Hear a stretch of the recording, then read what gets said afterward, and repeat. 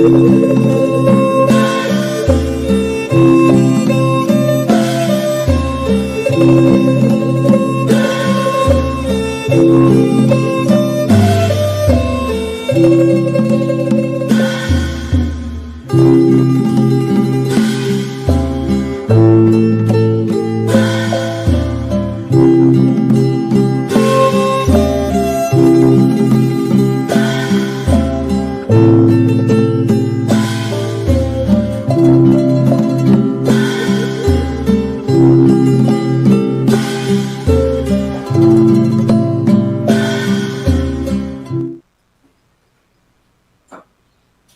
่านอน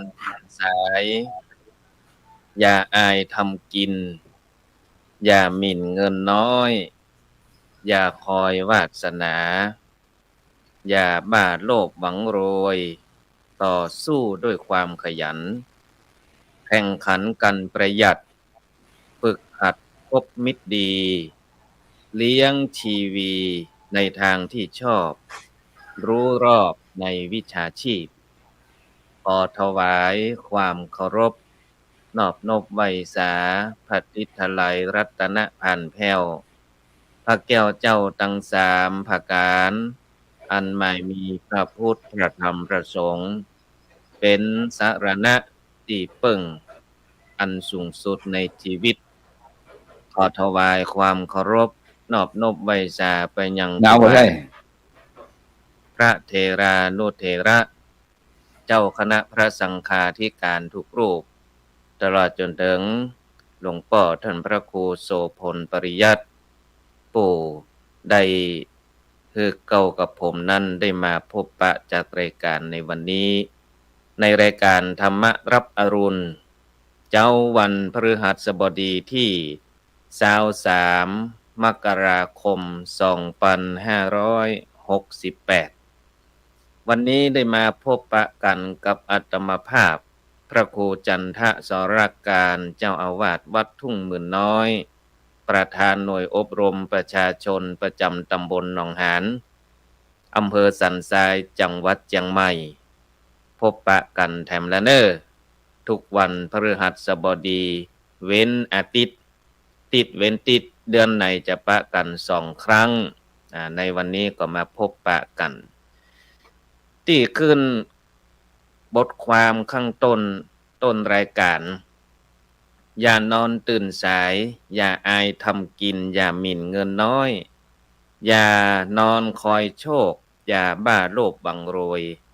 ต่อสู้ด้วยความขยันแข่งขันกันประหยัดฝึกหัดคบมิตรดีเลี้ยงชีวิตในทางที่ชอบรู้รอบในวิชาชีพวันนี้เราจะมาอู้เรื่องนี้กันเมื่อตะกี้ได้สนทนากับหลวงพ่อท่านพระครูโสพลปริยัติก็เลยนึกถึงบทความนี้ก็จะได้เอามาอู้มาจากับศรัทธาญาติโยมสาธุชนท่านทั้งหลายมาเจ้าวันนี้ได้มาฟังธรรมะรับอรุณเปิ้นว่าเจ้าวันใหม่นี่ใจก็ต้องใหม่ตะวานี่ผ่านพ้นไปแล้วก็เหมือนกับเข้าที่กินหมดไปมาเดี๋ยวนี้ขึ้นต้นวันใหม่ก็ต้องเสาะของกินใหม่ๆลำๆดีๆมาเลี้ยงชีวิตเพราะฉะนั้นวันนี้เป็นวันใหม่แล้วเราก็ต้องเริ่มต้นแต่ใหม่วันใหม่คิดใหม่ทำใหม่เริ่มต้นสิ่งดีๆเพราะว่าคนที่มีปัญญาก็คือคนที่ทำวันนี้ให้ดีที่สุดบ่ได้พัดวันประกันพรุ่งต่างๆนานาวันนี้เป็นวันเริ่มต้นใหม่ก็ฟังธรรมะรับอรุณทำจิตใจของเฮาเพิ่นว่าแจ้งมาแล้วอย่างน้อยแล้วก็ต้อมจิตต้อมใจของเฮาอาจจะตื่นเจ้ามามีการไหว้พระสวดมนต์อย่างพระสงฆ์องค์เจ้าเพิ่นมีทำวัดเจ้านั่งเจริญจิตตภาวนาทำใจให้สงบ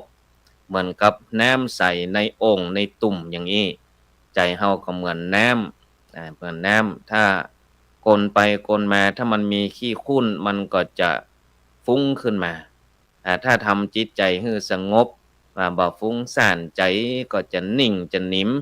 น้ำก็จะใสขึ้นมาอันนี้ก็เป เป็นวิธีง่ายๆในการเริ่มต้นวันใหม่ด้วยการหลับตาเข้าหายใจเข้าหายใจออกคิดดีพูดดีทำดีอันนี้ก็เป็นการฝึกจิตฝึกใจอย่างพระสงฆ์องค์ข้าเจ้าครูบาอาจารย์เปิ่นมีการทำวัดเจ้าทำวัดเย็นก็เพื่อว่าสร้างกำลังใจสร้างกำลังจิตให้มีกำลังในที่นี้ก็คือกำลังในการไปต่อสู้กับสิ่งที่จะมากระทบจิตใจของเราในแต่ละวันจะสังเกตได้ว่าถ้าครูบาอาจารย์หรือว่าศรัทธาญาติโยมที่ฝึกจิตมาดีแล้วนี่นะฝึกจิตมาดีแล้วเมื่อไปเจอกับสิ่งต่างๆเรื่องราวต่างๆที่มันมากระทบแล้วเอาอยู่เอาอยู่เอามาได้ลู่ไปโดยมันมาได้อ่อนไปโดยมันสามารถที่จะบังคับจิตใจของเราได้เพราะว่าเรื่องดีเรื่องร้ายที่มากระทบอย่างศรัทธาญาติโยมครูบาอาจารย์ต้องประสบพบเจออยู่ละบอกว่าจะเป็นโลกธรรม8ที่มากระทบเราทั้งมีสรรเสริญมีนินทามีสุขมีทุกข์มียศเสื่อมยศมีลาภเสื่อมลาภทั้งหมด8ประการนี้ถ้ามันมากระทบเราแล้วเนี่ยถ้าเราสามารถตั้งมั่นได้นะสมมุติว่ามียศเสื่อมยศตอนมียศถาบรรดาศักดิ์เปิ้นนับหน้าถือตาเวลาหมดเวลาเกษียณไปแล้วก็ต้องเสื่อมยศไปทอดหัวโขนไปแต่ว่าก็ยังติดอยู่ติดไปไหนก็ต้องให้เปิ้นนับหน้าถือตาต้องจัดที่นั่งแถวหน้าให้เฮาเน้ออย่างนี้นะเวลาเปิ้นบ่ได้จัดให้ไปนั่งศูนย์เจ้าบ้านแปลงหน้างอก๊อกงอกนี่นะอันนั้นแสดงว่าฝึกจิตมาบ่ดีสรรเสริญนินทาตอนเฮามีหน้ามีตายศถาบรรดาศักดิ์เปิ้นก็ยกย่องเชิดชูเวลาเฮาหมดบาระหยังไปเปิ้นเล่าขวัญก็ดีเปิ้นบ่ได้อู้ในทางที่ดีก็ดีไปได้ยินใส่มากระทบจิตกระทบใจมาม่วนมากระวนกระวายถ้าคนที่เปิ้นฝึกจิตมาดีแล้วเปิ้นก็จะเฉยๆวางอุเบกขาเนี่ยถ้ามันดีก็บ่ต้องลงไปด้วยมันถ้าเปิ้นว่าบ่ดีถ้าเฮาบ่ดีแท้ก็แก้ไขแต่ถ้ามันบ่ใช่อย่างที่เฮาเป็นเฮาบ่ได้เป็นอย่างที่เขาว่าก็ปล่อยไปเพราะว่ามันใช่ความจริงถ้าต้องฝึกจิตมาดีแล้วก็สามารถที่จะประคับประคองอารมณ์ไว้ได้อย่างครูบาอาจารย์เพิ่นฝึกจิตทำสมาธิคือสร้างพลังจิตไว้บ่ใช่ว่าจะให้บรรลุสวรรค์ชั้นฟ้าหยังแต่ว่าสร้างกำลังใจให้มีกำลังที่จะประสบพบเจอโลกธรรม8ที่มากระทบเราเนี่ยเพราะฉะนั้นคนขยันคนหมั่นตื่นเจ้ามาก็ต้องวางแผนอันที่จริงไม่ต้องวางแผนตั้งแต่ตะวานะอย่างอาตมานี่ก่อนจะจำวัดจะต้องมาพอตารางรายการก่อนว่าจะมีงานอย่างพ่องมีงานอย่างพ่องช่วงเจ้าช่วงขวายช่วงบ่ายช่วงแรงช่วงค่ำถ้ามีการอย่างเขาก็ทำงานวัดไปแต่ถ้ามีการไปทางนอกก็ต้องเตรียมเนื้อเตรียมตั๋วจะต้องเตรียมอย่างพ่องอย่างวันเนี้ยเมื่อตะวานี่ท่านอาจารย์พระครูโสพลปริยัติก็ส่งข้อความมาเตือนตั้งไลน์ไว้ไลน์กลุ่มเอาว่าวันพรุ่งนี้จะได้ออกรายการธรรมะรับอรุณเขาเป็นเจ้าวันพฤหัสบดีก็รับทราบแล้วเขาก็ต้องเก่งอยู่ละเก่งว่าเมื่อใดจะเป็นวันพฤหัสบดีต้องเตรียมตั๋วถ้าเพิ่นถึงบอกว่าถ้าบ่ว่างก็คือบอกเน้อเพิ่นจะได้ออกแทนเพราะฉะนั้นผู้ที่ดำเนินรายการทุกรูปทุกคนนั้นก็จะต้องมีตารางละเพิ่นส่งตารางให้ก็จะรู้หน้าที่แต่ละวันจะได้ออกรายการวันที่ใดวันใดก็ต้องเก่งไว้อันนี้ก็เป็นความรับผิดชอบส่วนการรับผิดชอบของคณะสงฆ์ที่ได้เกริ่นไว้เมื่อต้นรายการว่าได้เอาธรรมะเป็นกรรมภาษิตกรรมเปิ้นฮ้องว่าหยังเป็นกรรมโบราณเป็นกรรมคล้องจองกันก็แก้เป็นปริศนาธรรมเปิ้นว่าอย่านอนตื่นสายก็คือให้ลูกเจ้า ทำการทำงานทำหน้าที่รับผิดชอบอย่างสมัยแต่ก่อนนี่ สมัยเป็นขันยมเป็นเนนนี่ถึงต้องฮอดบัดเดียวเนี่ยก็ยังมีการแบ่งเวรรับผิดชอบถามว่าพระสงฆ์องค์สามเณรหรือว่าเหล่าอ่อนเยาวชนที่มาอยู่วัดกับอยู่บ้านนี่ความรับผิดชอบจะต่างกันสมัยเมื่อตุเจ้าเป็นเหล่าอ่อนเป็นขันยมรวดเป็นเน้นน้อยนี่เปิ้นตกเวรฮือแล้วนะตื่นเจ้าตี 5เกิงสมัยแต่ก่อนนี่ก็ถือว่าโอเคอยู่นะเจ้าได้อยู่ไม่มีบางศีลบางอย่างที่เปิ้นมาวัดเจ้าก็ต้อง4โมงเกิงตี 4เกิงก็ต้องลุกละลุกเปิดประตูเตรียมวิหารเตรียมศาลาเปิดอย่างคือเปิ้นศรัทธาเปิ้นมาเจ้าตี 5เปิ้นมากันละก็ต้องเปิดแล้วก็ทำเว้นไผเว้นมันกวาดห้องกวาดเช็ดปัดกวาดเช็ดถูมีหั้นหมดมาเจ้ากวาดกะหลังกลางขวางเป็นเวรมาเจ้าแล้วก็ไปโรงเรียนเลิกปิกมาแล้วก็ต้องมีเวรล้างถ้วยล้างจานกวาดกะหลังกลางขวางรดน้ำดอกมันเป็นอย่างเนี้ยเป็นกิจวัตรเพราะฉะนั้นการที่ว่าจะตื่นเจ้ามาแล้วยะอะหยังละอ่อนสมัยปัจจุบันอันว่าตื่นมาอย่างเจ้าอย่างเฮาสมัยแต่ก่อนที่ว่าอ่าถามคนเฒ่าคนแก่พ่ออุ้ยแม่อุ้ยลูกมาอย่างเจ้าล้ำเหลือนี่นะอย่างตะกี้อู้กับหลวงพ่อแต่ว่าครูโสพลปริยัติก็เหมือนกันว่าโอ้สมัยแต่ก่อนเฮาว่าคนเฒ่านะลูกมาอย่างเจ้าล้ำเหลือนี่นะบัดเดี๋ยวนี้ปิ้นกันคนเฒ่าคนแก่ก็อย่าว่ากันละอ่อนละอันลูกผายล้ำเหลือนี่นะมันปิ้นกันเพราะฉะนั้นการที่ตื่นมาเจ้านี่เปิ้นว่าอย่านอนตื่นสายอย่านอนตื่นสายแสดงว่ามีความขยันถ้าเป็นวัยเรียนก็ตื่นเจ้าไปโรงเรียนถ้าเป็นวัยการทำงานก็ต้องตื่นเจ้าไปยะการเนาะตื่นเจ้าไปยะการประการที่2อย่าอายทำกิน การทำมาหากินโดยสุจริตนี่บ่ต้องอายอย่างการไปวัดไปวาอายคือเพิ่นเฮายังบ่เท่าเด้อไอ้นะเป็นข้ออ้างอันที่จริงเนี่ยเพิ่นไปได้ทุกเพศทุกวัยละไปวัดนี่เพิ่นจึงบ่ได้ขึ้นข้อความว่าอายุไม่ถึง60ห้ามเข้าไปใจเหรอเข้าได้ทุกเพศทุกวัยเพราะฉะนั้นอย่าอายทำกินเวลาเฮาทำอาชีพสุจริตทุกสิ่งทุกอย่างมีศักดิ์ศรีเหมือนกันหมดเลยมีศักดิ์ศรีมันสำคัญเหมือนกันทุกอาชีพบ่ว่าจะเป็นครูบาอาจารย์สอนในมหาลัยสอนในโรงหำโรงเรียนเป็นครูบาอาจารย์รับข้าราชการต่างๆนานาตลอดจนถึงเป็นนักการพานโรงทุกอาชีพทุกหน้าที่สำคัญหมดลองบ่มีพานโรงกะจะให้ครูมากวาดคนเดียวยักๆอีกอะมันก็ทุกอาชีพมีความสำคัญสุดไปจนถึงคนเก็บขยะที่ราชการโดยเทศบาลก็ดีเอกชนก็ดีเนี่ยเพิ่นมีหน้าที่เก็บขยะมูลฝอยที่เจ้าบ้านเจ้าจองใส่ถุงไว้ใส่ถุงดำไว้กองเป็นตี้แจ้งเพิ่นก็ต้องมาละจะมาขวายก็บ่ได้จะมา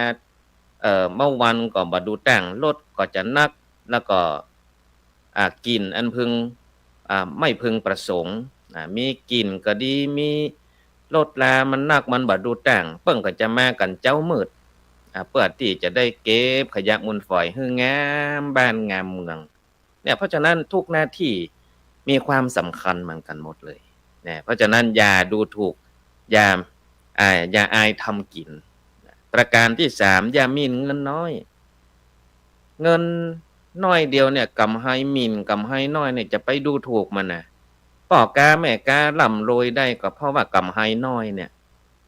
บางคนบ่จ้างกาจ้างขายมันจะเอากำไห้บบเดียวนึงมันรวยเลยนะเอาเปิ้นก็บ่เข้าแล้วเด้อโอ้แก่ลำไปโลดจะเอารวยเตื้อเดียวอีเหรอเพิ่นถึงว่ากันนะเพราะฉะนั้นการค้าการขายหรือว่าการเก็บหอมรอมริบเพิ่นว่าอย่าหมิ่นเงินน้อยอย่าหมิ่นเงินน้อยอันที่จริงจะมีเรื่องเล่าอยู่แต่ว่าเฮาก็กระจายไปในหัวข้ออื่นให้จะเจาะเลิกเข้าไปเวลาเกินชั่วโมงนี้จะบ่พออย่าหมิ่นเงินน้อยประการต่อมาอย่านอนคอยโชคโอ้บางคนไปพอหมอดูดวงโอ้ปีนี้จะตาดีเฮ้ย เออจะตาดีจะมีโชคจะร่ำจะรวยในปีนี้นะป่ะลูกกอกขวายนอนกลางสลีบ่เด้อโอ้วันนี้กูจะมีโชคปีนี้สบายหมอดูเพิ่นตักมาละเพิ่นเปิดไพ่มาละเปิ้น ปิ่นทำนายดวงมาละปีนี้กูจะมีโชคมีลาภปรากฏว่าบรรยากาศย่างงานสักอย่างลูกก็ขวายนอนกลางสลีเออมีหยังกินมีหยังกินบ่สนน่ะแจ้งมาก็เซาะบ้าหากินเปิ้นมีหยังให้กินก็กินไปบ่ได้เซาะบ้าหากินทำมาหากินนอนคอยโชคก็บ่ร่ำบ่รวยกะอันน่ะเนาะเพราะฉะนั้นนอนคอยโชคบ่ดีเหมือนกับเปิ้นตักมาว่าจะร่ำจะรวยแต่บ่ไปทำการทำงานมันก็จึงบ่ร่ำบ่รวยเพราะฉะนั้นอย่านอนคอยโชคบ่ดีประการต่อมาอย่าบ้าโลภหวังรวยเนี่ยเหมือนเดียวกันเปิ้นตักมาทำนายมาบ่ท้อม่ำมึกใส่อีนะโอ้ผิดหวังมาหลายรายละประการต่อมาต่อสู้ด้วยความขยันมันตึงแต่ละทำการทำงานทุกสิ่งทุกอย่างจะห่ำจะเฮียนก็ดีมันต้องอาศัยความขยันหมั่นเพียรถ้ามีความขี้ค้านเหี่ยอย่างนี้นะมันถึงบรรลุพัดวันประกันพรุ่งเปิ้นว่าเจ้าก็ว่าง่ายขวายก็ว่าแดดออกนะไปยากาศนะออกเจ้าลำบากโอ้มันง่ายอยู่มันเจ้าอยู่เนาะเจ้าก็ว่าง่ายควายก็ว่าแดดออกโอ้แดดร้อนบ่ไหวละก็เนี่ยรอค่ำรอแรงโอ้มืดละลำไปละบ่เอาละเนี่ยก็เลยบ่ได้ยะสักกรรมนะเพราะฉะนั้นต่อสู้ด้วยความขยันสมัยแต่ก่อนนี่ดีกะเพิ่นมีเจียเหล่าประกวดคนขี้คร้านหมู่บ้านนั้นเปิดประกวดคนขี้คร้านกันปดท้อแต่ละคนขี้คร้านเนี่ยอย่างแต่ละอย่างได้มาประกวดกันนะคนหนึ่งขี้คร้านอาบน้ำคนหนึ่งขี้คร้านไปโรงเรียนคนหนึ่งขี้คร้านไปราชการคนหนึ่งขี้คร้านอันนั้นขี้คร้านอันนี้ไปประกวดจะเอารางวัลที่หนึ่งกันเนี่ยยังมีงานไปหลวงไปประกวดคนขี้คร้านลงเส้นไว้จัดดีถึงวันงานมาครบกันหมดละแล้วก็มีแฮมคนหนึ่งยังบ่มาเขาก็เฮ้อไปตุยหาลงชื่อไว้เลยบ่มาประกวดสักกรรมนี่นะปรากฏว่านอนอยู่กลางสลีพุ่นโอ้แล้วยังบ่มาประกวดก็เปิ้นอีเนาะโอ้บ่ไปละเขาขี้คร้านเนี่ยนอนอยู่บ้านได้รางวัลน่าซื่อสถานนั่นแหละอันนี้เป็นเจี้ยนะแต่อันเป็นความจริงนี่เป็นไปบ่ได้ล่ะประกวดคนขี้คร้านนอนอยู่บ้านก็ชนะเนาะเพราะว่ามันขี้คร้านมามันขี้คร้านตึกขี้คร้านมานะขี้คร้านมาเพราะฉะนั้นต่อสู้ด้วยความขยันจักได้เจริญก้านกุงรุ่งเรืองแข่งขันกันประหยัดอันนี้ยุคปัจจุบันนี้ต้องใช้จ่ายแบบประหยัดมัธยัสถ์อดออมเนาะฝึกหัดคบมิตรดีอันนี้เป็นเรื่องจริงคบเพื่อนดีนี่เป็นสีแก่ตัวคบเพื่อนชั่วนี่แปรตัวตกต่ำใต้ไปสู่อบายเนี่ยเพราะฉะนั้นการคบเพื่อนดีกัลยาณมิตรเป็นสิ่งที่ดีเนาะเลี้ยงชีวิตในการที่ชอบก็คือสัมมาอาชีพการที่จะมีอาชีพดีๆนั้นก็ต้องดูด้วยว่าบ่เดือดร้อนคนอื่นบ่เดือดร้อนตัวเก่าถ้าทำแล้วมันก้านกุงรุ่งเรืองตัวเก่าได้ดีคนอื่นได้ดีสังคมได้ดีอันนั้นเป็นการงานชอบก็ทำการทำงานบ่ใช่เลี้ยงชีวิตในการไปจี้ไปปล้นเปิ้นอันนั้นก็บ่ใช่สัมมาอาชีพบ่ใช่สิ่งที่ดีรู้รอบในวิชาชีพอันนี้ก็สำคัญจ้างอะไรให้จ้างแต๊ะจ้างอะไรก็จ้างแต๊ะมันจะได้เลี้ยงชีพเฮาได้อย่างที่บอกไว้รู้ไว้ใช่ว่าใส่บาแบกหักอันใดที่มันเลี้ยงชีวิตเฮาได้ถึงแม้ว่าจะฮู้เพียงอย่างเดียวเก่งแต๊ะเนี่ยแต๊ะก็สามารถจะนำมาเลี้ยงชีวิตเฮาได้อย่างคนเปิ้นจ้างหยังจ้างก่อสร้างจ้างปูนศึกษาไปตั้งปูนแต๊ะก่อสร้างห้างแปลงจ้างศาลาไม้เฮียนแต๊ะเอาให้มันฮู้ท่องแกะท่องแกนวาดรูปศิลปินศิลปะฮู้แต๊ะเอาอย่างท่องแกะท่องแกนคือมันเด่นไปเลยสามารถเลี้ยงชีวิตได้เต้นรำทำเพลงก็สามารถเลี้ยงชีวิตได้คะแนนว่ามีใจฮักในการทำงานนั้นๆพูดถึงเรื่องงานศรัทธาญาติโยมท่านทั้งหลายคณะสงฆ์บอกว่าจะเป็นจังหวัดเชียงใหม่ลำพูนลำปางแปร่น่านพะเยาหรือว่าทั่วประเทศคณะสงฆ์ก็จะมีหน้าที่เหมือนกันมีความรับผิดชอบอย่างอาตมาภาพนี่เป็นประธานหน่วยอบรมประชาชนประจำตำบลหนองหานโดยมีอาตมานั้นเป็นประธานหน่วยแล้วผู้บังคับบัญชาสูงขึ้นไปแถมก็จะเป็นอปอเนี่ยอปตนี่คือหน่วยอบรมประชาชนประจำตำบลใหญ่ขึ้นไปแถมผู้บังคับบัญชาก็เป็นอปออันนั้นก็จะเป็นตั้งคณะสงฆ์ จ้าคณะอำเภอเป็นประธานสูงขึ้นไปแหมอปจก็จะเป็นจังหวัดโดยเชียงใหม่เฮานี้ก็จะมีหลวงพ่อพระเทพสิงหวราจารย์วัดพระสิงห์ได้ดูแลรับผิดชอบในเรื่องของการหน่วยอบรมประชาชนประจำตำบลอำเภอจังหวัดหลวงพ่อก็จะมีหน้าที่รับผิดชอบดูแลในส่วนนี้ แล้วหน้าที่ของคณะสงฆ์ในเรื่องของอบตมีอย่างพ่องมี8ด้านก่อนเนอสถาตันทั้งหลายบ่ใจบ่หายบ่ดีนะเพราะฉะนั้นการที่พระสงฆ์องค์ข้าเจ้ายุคสมัยใหม่ใจสื่อสังคมออนไลน์เป็นแล้วใจในทางที่ถูกที่ควรที่มีประโยชน์ก็ถือว่าเป็นสิ่งที่ดีของพระศาสนาที่มีการเอาความเจริญทางเทคโนโลยีมาใช้ให้เกิดประโยชน์เพราะว่าข้อดีของการใช้สื่อสังคมออนไลน์ของพระสงฆ์องค์ข้าเจ้าประการที่1เอาไว้เผยแผ่ธรรมะอย่างที่ญาติโยมหันรายการธรรมะรับอรุณก็ดีรายการต่างๆก็ดีเป็นทีวีออนไลน์น่ะก็เป็นการเผยแผ่ธรรมะของพระสงฆ์องค์ข้าเจ้าใช้สื่อสังคมออนไลน์ในช่องทางที่มีประสิทธิภาพเผยแผ่หลักธรรมคำสอนถึงคนทั่วโลกรวดเร็วแล้วก็ง่ายดาย ประการที่2สร้างชุมชนออนไลน์พระสงฆ์องค์เจ้าก็สร้างชุมชนออนไลน์ได้เหมือนกันคือมีสมาชิกแลกเปลี่ยนความรู้ประสบการณ์ในทางธรรมอย่างกลุ่มไลน์ต่างๆนานาเนี่ยก็ถือว่าเป็นชุมชนออนไลน์มีข่าวมีสารแจ้งกันง่ายวุ้ยบ่ต้องโทรศัพท์กันนะส่งติ้งเดียวเนี่ยเด้งไปแต่ละเครื่องก็สามารถจะสื่อสารกันได้ง่ายประการที่3เชื่อมต่อกับคนรุ่นใหม่อันนี้เป็นเรื่องจริงเมื่อแต่ก่อนเนี่ยเมื่อบักกี่วันที่ผ่านมาเนี่ยอาตมาก็ไปดูรายการของหลวงพ่อท่านพระครูโสพลปริยัติเปิ้นเอาละอ่อนวัยรุ่นมาออกรายการแชร์ความรู้แชร์ประสบการณ์แล้วก็ถามถึงความต้องการของละอ่อนเกี่ยวกับทางพระพุทธศาสนาก็ดีเกี่ยวกับสังคมทั้งในครอบครัวชุมชนทั้งนอกของห้องเรียนอันเนี้ยเป็นสื่อที่ละอ่อนเข้าหาได้ง่ายติดต่อสังคมของละอ่อนวัยรุ่นได้ง่ายโดยใช้สื่อสังคมออนไลน์โซเชียลมีเดียนี่นะเป็นเครื่องมือในการที่จะเข้าถึงคนรุ่นใหม่พระศาสนาของเฮานั้นต้องทันสมัยด้วยการสื่อสารของพระสงฆ์องค์ข้าเจ้าประการต่อมาให้คำปรึกษาพระสงฆ์องค์ข้าเจ้าสามารถใช้สื่อในการให้คำปรึกษาทางด้านจิตใจตอบคำถามเกี่ยวกับการปฏิบัติธรรมการดำเนินชีวิตอันนี้ก็แน่นอนอยู่ละเมื่อธรรมะไปหาคนง่ายคนก็สามารถที่จะปรึกษาพระสงฆ์องค์ข้าเจ้าง่ายเช่นเดียวกันประการต่อมาประชาสัมพันธ์กิจกรรมอันนี้ถึงแน่นอนเพราะว่ามือถือหรือว่าสื่อต่างๆเนี่ยอยู่ในมือของญาติโยมหมดละเวลาพระสงฆ์องค์ข้าเจ้าประกาศประชาสัมพันธ์อย่างไปเนี่ยมันง่ายมันฮู้โวยข่าวโวย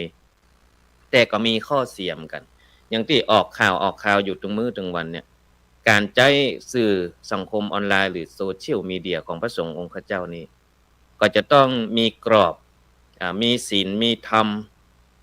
ในการใช้สื่อต้องมีความระมัดระวังนักกว่าฆราวาสญาติโยมบ่ว่าจะเป็นการแสดงความรู้สึกส่วนตัวอารมณ์ต่างๆนานาต้องระงับไว้เพราะฉะนั้น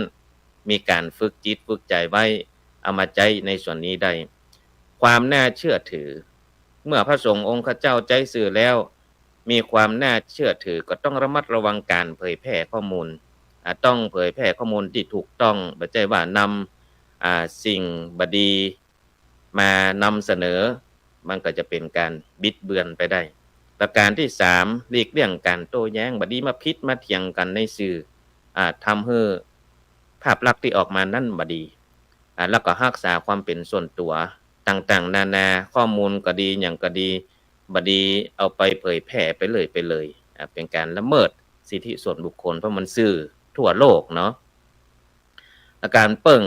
สื่อโซเชียลนักลำไปก็บดีมันจะเป็นการละ